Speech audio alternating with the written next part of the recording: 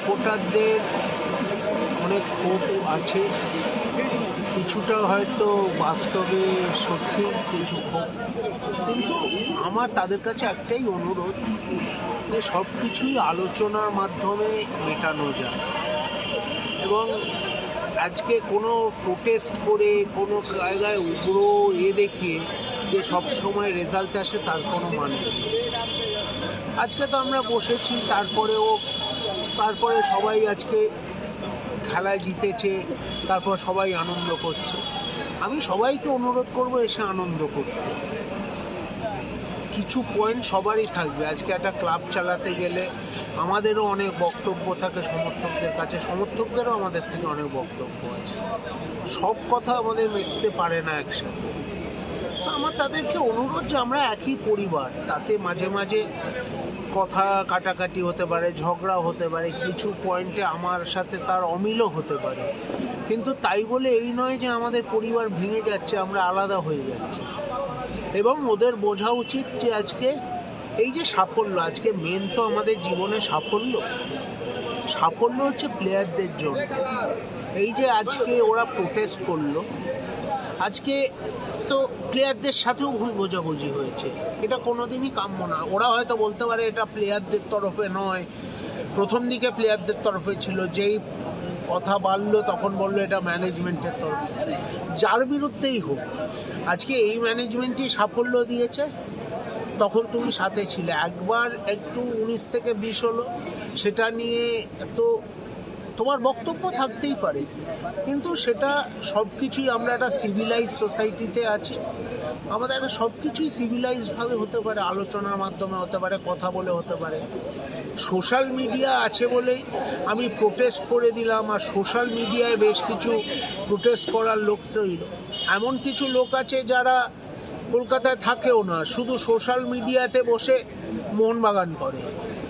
তারা আসুক, মোহনবাগান মাঠে ঘুরুক, তারাও যেমন আমাদের এখানে লোয়ার টায়ার, মিডল টায়ার, আপার টায়ারে ঘাম ঝরিয়ে খেলা দেখতে আসছে, এত অসংখ্য সাপোর্টার তাদের মধ্যে আসুক, কিন্তু তারা আসে না। তো আমি সবাইকে অনুরোধ যে বাস্তবে আসুন, কিছু কিছু পয়েন্ট থাকবে, কিছু কিছু আপনাদেরও ক্ষোভ থাকবে, আমাদেরও ক্ষোভ থাকবে, আমরা আলোচনা করব, মেটাবো, না মিটলে সময় দিন, টাইম লাগবে, মিটবে। কিন্তু ক্লাবের সাফল্য আগে, সাফল্য যদি না পাই, কোনো বিপ্লব, কোনো মারামারি, কোনো মারাকাটারি কিছুই কাজ দেবে না। সেখানে থেকে টিম্বাইদা ট্রফি জেতার পর সামনে আরও একটা বড় টুর্নামেন্ট সুপার কাপ, এবং দল ইতিমধ্যে গোয়া পৌঁছে গিয়েছে, আবার একটা ডার্বিও আসছে। তো ডার্বি তো it's a part of a game, so derby definitely important, কিন্তু আমাদের সুপার কাপকে অ্যাজ আ হোল দেখতে হবে, যে একটা সুপার কাপ শুধু ডার্বি জিতে গেলাম তারপরে বাকি সুপার কাপ নিয়ে, আমার মনে হয় টিম যথেষ্ট ফর্মে ফিরছে। আগের থেকে একটা বড় গ্যাপ ছিল, আমাদের একটা অনিশ্চয়তাও ছিল যে ফুটবলে কি হবে না হবে এসব করে। সো টিম এখন প্র্যাকটিসে ফিরছে, কন্ডিশনিংয়ে ফিরছে, সো আশা করি ভালোই রেজাল্ট হবে। এবং আমাদের কাজ হচ্ছে টিমের পাশে দাঁড়ানো, সাপোর্ট করা, বাকিটা টিমই খেলবে। So always hope for the best. একটা বিষয় দাদা, যে মোহনবাগানের তরফে যে রিকোয়েস্ট করা হচ্ছে যে 4 বিদেশি যেন খেলা নয়, যাতে ভারতীয় ফুটবলাররা উঠে আসেন, কিন্তু শেষ পর্যন্ত 6 বিদেশি অ্যালাউ করা হলো। দেখুন, ইন আ ওয়ে এআইএফএফ একটা সুপার ক্লাউনের মতন চলছে। হঠাৎ করে নিজেরাই রুল করলো যে কলকাতা লিগ, বাড়ির লিগে কোনো বিদেশি খেলানো যাবে না, যাতে হয়। আর তাদের নিজের টুর্নামেন্টে তারা এখন 6টা বিদেশি খেলাতে চাইছে। ভারতীয় ফুটবল এমনি কোথায় গেছে আমার আর বলার অবকাশ রাখে না।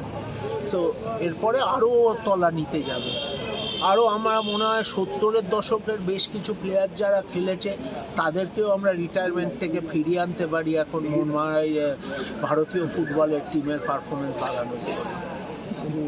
এবং গতকাল ইস্ট বেঙ্গলের তরফে বলা হয়েছে যে মোহনবাগান মাঠ কিংবা ম্যাচের সময়ের ক্ষেত্রে অ্যাডভান্টেজ পাচ্ছে, তারা চিঠিও দিয়েছে। দেখুন, আমি একটা কথা বলবো, এই 2 দিন আগে শুনলাম মোহনবাগান টাই ব্রেকারে জিতেছে। আমার একটাই প্রশ্ন, ইস্ট বেঙ্গল যদি টাই ব্রেকারে জিততো, ট্রফিটা কি আমাদের বাড়ি পাঠিয়ে দিত? সো এই নিজেদের ব্যাপার নিয়ে থাকুক না, আমরা আমাদের পয়েন্ট বলবো, ওনারা ওনাদের পয়েন্ট বলুক। তো ওনারা যদি ওনাদের মতন টাইম পায়, আমরা আমাদের মতন টাইম পাই, একই হলো।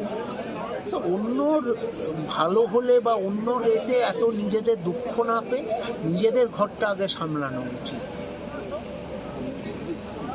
Thank you.